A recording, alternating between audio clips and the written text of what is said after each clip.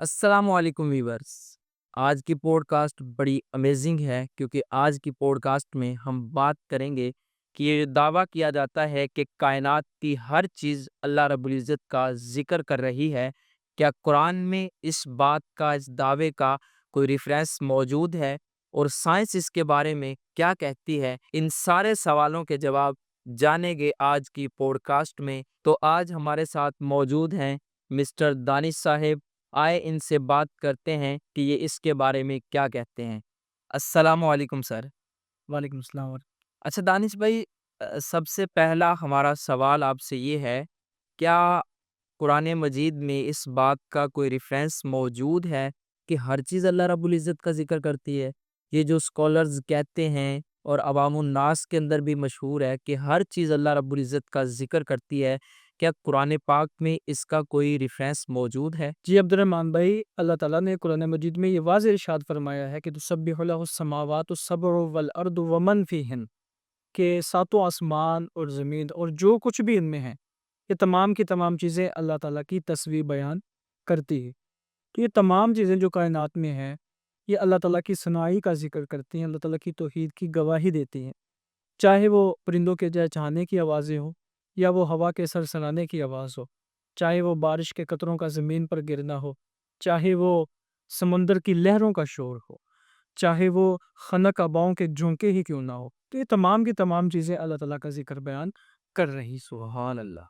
لیکن اللہ تعالیٰ نے یہ بھی ارشاد فرمایا ہے وَإِن مِّن شَيْءٍ إِلَّا يُسَبِّحُ بِحَمْدِهِ وَلَٰكِن لَّا تَفْقَهُونَ تَسْبِيحَهُمْ، فرمایا کہ تمام چیزیں اللہ تعالیٰ کی تسبیح اور حمد کرتی ہیں، لیکن تم ان کی تسبیح کو سمجھ نہیں سکتے، یہ کس سٹائل میں، کس انداز میں، کس لینگویج میں، کس طریقے میں اللہ تعالیٰ کی تسبیح بیان کرتی ہیں۔ فرمایا تم اس چیز کو نہیں سمجھ سکتے، لیکن تمام چیزیں اللہ تعالیٰ کا ذکر کرتی ہیں۔ اچھا دانش بھائی دیکھیں، یہ جو دنیا کے اندر چیزیں موجود ہیں، جس طرح درخت ہے، پانی ہے، یہ ساری چیزیں، جتنی بھی چیزیں ہیں، ان کا ساؤنڈ تو ہمیں سنائی دیتا ہے، عقل بھی تسلیم کرتی ہے کہ یہ اللہ تعالیٰ کا ذکر کرتی ہے، ان کا ساؤنڈ آتا ہے۔ لیکن یہ جو سٹار ہیں، سورج ہیں، یہ کہکشائیں ہیں، ان کا ساؤنڈ تو ہمارے پاس نہیں آتا نا، تو یہ اللہ رب العزت کا ذکر کیسے کرتی ہیں؟ جی، یہ جو رات کے وقت آپ آسمان پر ستارے دیکھتے ہیں، آپ کو یہ خاموش لگتے ہیں، لیکن یہ خاموش نہیں ہے۔ سائنسدانوں کا یہ کہنا ہے کہ ان میں سے بعض ستارے ایسے ہیں کہ جو 95 ڈیسیبل، کچھ 100 ڈیسیبل، کچھ 105 اور کچھ 110 ڈیسیبل جتنی آوازیں پیدا کرتے ہیں۔ اللہ! ڈیسیبل بیسیکلی یہ آواز کو ماپنے والا ایک آلہ ہے۔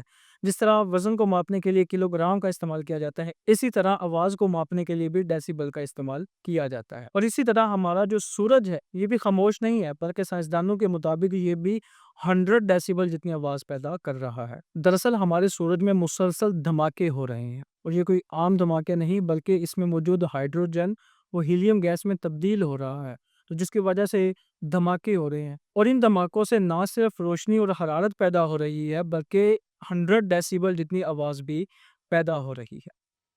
اچھا دانش بھائی، آپ یہ کہتے ہیں کہ سائنس نے یہ دعویٰ کیا ہے کہ ان چیزوں کا ساؤنڈ آتا ہے، یہ چیزیں بھی آواز پیدا کرتی ہیں، تو ہمارا سوال یہ ہے کہ پھر یہ آواز ہمارے کانوں تک کیوں نہیں پہنچتی، ہمیں یہ کیوں سنائی نہیں دیتی؟ دراصل اس کی جو مین وجہ ہے وہ ہے اسپیس، خلا۔ یہ جو درمیان میں خلا موجود ہے، اس کی وجہ سے آواز ہم تک نہیں پہنچ سکتی، وگرنہ ایسا ہوتا اگر آواز ہم تک پہنچتی ہوتی تو ہم کب کے مر چکے ہوتے۔ اللہ! اور یہ آواز کا نہ پہنچنا یہ بھی اللہ تعالیٰ کی طرف سے ہے، کیونکہ آواز جو ہے یہ سفر کرنے کے لیے اس کو میڈیم کی ضرورت ہوتی ہے، کسی نہ کسی ذریعے کی ضرورت ہوتی ہے، چاہے وہ سگنلز ہوں یا تاریں ہوں، یا مین جو ہے میڈیم وہ ہے ہوا۔ بالکل بالکل۔ ہوا میں سفر کرتی ہے آواز، تو ان تمام چیزوں کی ضرورت ہوتی ہے، اور اللہ تعالیٰ نے اس میڈیم کو بلاک کر رکھا۔ آپ دیکھ لیں، اسپیس میں ہوا نہیں ہے، نہیں ہے۔ اور ہوا میں ہی آواز سفر کرتی ہے، تو اللہ تعالیٰ نے اس میڈیم کو بلاک کر دیا، کیونکہ اللہ تعالیٰ جانتے تھے کہ میری مخلوق یہ شور برداشت نہیں کر پائے گی، تو اللہ تعالیٰ نے اس میڈیم کو ہی وہاں سے۔ سبحان اللہ، سبحان اللہ۔ اچھا دانش بھائی، میں یہ چاہوں گا کہ آپ نے ابھی ایک جملہ بولا کہ ہم اس آواز سے مر سکتے ہیں۔ How is that possible? یہ کیسے پاسبل ہے کہ ہم اس آواز سے مر جائیں؟ جی، جیسا کہ آپ جانتے ہیں کہ نوائز پولیوشن یہ دماغ پر کیسے برے اثرات ڈالتا ہے، اور مسلسل آوازیں سننے سے انسان پاگل بھی ہو سکتا ہے۔ اسی وجہ سے تو ہاسپٹلز اور اسکول کے سامنے سختی سے ہارن بجانا منع ہے کیونکہ ڈسٹربنس پیدا ہوتی ہے، لیکن یہ آواز اتنی شدید قسم کی نہیں ہوتی کہ انسان اس سے مر سکے۔ ہاں، اگر آواز شدید قسم کی ہو تو نہ صرف انسان مر سکتا ہے بلکہ پہاڑ بھی ریزہ ریزہ ہو سکتا ہے۔ اچھا دانش بھائی، ایک اور سوال کہ جس طرح آج ٹیکنالوجی کا دور ہے، کیا اس ٹیکنالوجی کے ذریعے ہم اس آواز کو پیدا کر سکتے ہیں؟ دیکھیں، چونکہ آواز یہ انرجی کی ایک قسم ہے، اور اتنی آواز پیدا کرنے کے لیے کہ جس سے ہم بھی مر جائیں اور پہاڑ بھی ریزہ ریزہ ہو جائیں، ہمیں سورج سے بھی زیادہ انرجی درکار ہوگی، کیونکہ سورج دیکھیں نا 100 ڈیسیبل آواز پیدا کر رہا ہے، تو ہمیں سورج سے بھی زیادہ آواز پیدا کرنے کی ضرورت ہوگی، اس کے لیے سورج سے زیادہ انرجی ہمیں چاہیے ہوگی، اور اتنی انرجی ہمارے پاس موجود نہیں ہے، تو لہٰذا کم از کم یہ ساؤنڈ، یہ آواز ہم تو پیدا نہیں کر سکتے، اور سائنسدانوں کا یہ کہنا ہے کہ اتنی آواز کہ جس سے پہاڑ ریزہ ریزہ ہو جائے، اس کی رینج 1100 ڈیسیبل ہونا چاہیے۔ یعنی اگر 1100 ڈیسیبل آواز ہوگی تو اس سے نہ صرف ہم مریں گے، پہاڑ ریزہ ریزہ ہو جائیں، بلکہ یہ جو زمین ہے یہ بھی ٹکڑے ٹکڑے ہو کر بکھر جائے گی۔ اللہ اکبر۔ اور مزے کی بات یہ ہے کہ اس سے ہماری ٹیکنالوجی بھی ٹکڑے ٹکڑے ہو کر برباد ہو جائے گی، ہماری ٹیکنالوجی بھی اسے برداشت نہیں کر پائے گی۔ اور اس سے بھی دلچسپ بات یہ ہے کہ خود آواز کو ختم کر دے گی۔ اچھی، یہ بات کیسے پوسیبل ہے؟ عقل نہیں مانتی، آواز کو کیسے ختم کر دے گی؟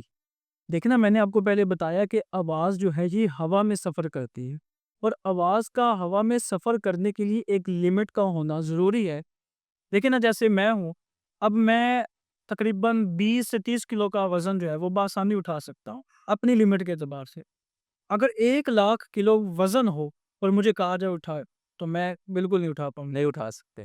آپ بھی نہیں اٹھا سکتے، بلکہ کوئی بھی نہیں اٹھا سکتا، کیونکہ یہ وزن بہت زیادہ ہماری لمٹ سے باہر ہے۔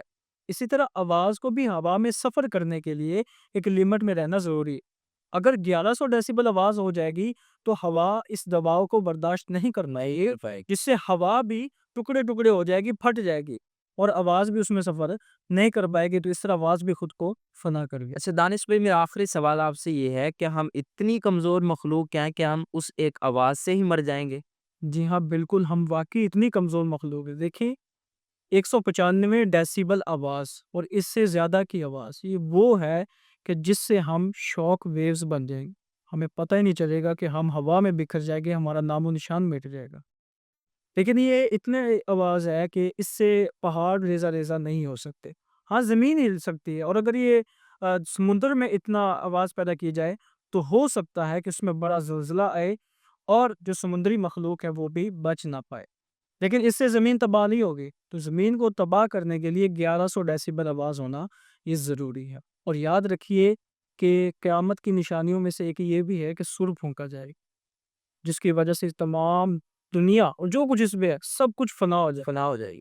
تو اس آواز کی لمٹ بھی 1100 یا اس سے زیادہ ڈیسیبل کی ہو سکتی ہے، کہ جس سے پہاڑ ریزہ ریزہ ہوں گے، زمین پھٹ جائے گی، یہ دنیا آسمان تباہ ہو جائے گے، بلکہ آواز خود آواز کو ختم کر لے گی، تو اس طرح قیامت بھی برپا ہو سکتی ہے۔ اللہ اکبر۔ تو ناظرین، یہ تھے دانش صاحب جو ہمیں ایکسپلین کر رہے تھے کہ کائنات کی ایک ایک چیز مالک حقیقی اللہ رب العزت کا ذکر کرتی ہے، لیکن ان کے طور طریقے ذکر کے ہم سے مختلف ہیں، اور یہ جو ہم بچپن سے سنتے آ رہے ہیں کہ سور پھونکا جائے گا، اس سے ساری چیزیں تباہ ہو جائے گی، تو ایک آواز یہ کیسے ان چیزوں کو تباہ کر دے گی، اس کو بھی ہم نے ڈیٹیل سے جانا۔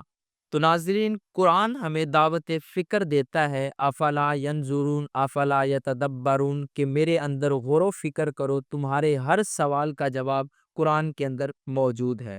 اگر ہم قرآن پاک میں غور و فکر کریں تو جن چیزوں کا آج سائنس تصور دے رہی ہے، قرآن مجید نے صدیوں پہلے ان چیزوں کو اپنے دامن میں بیان فرما دیا۔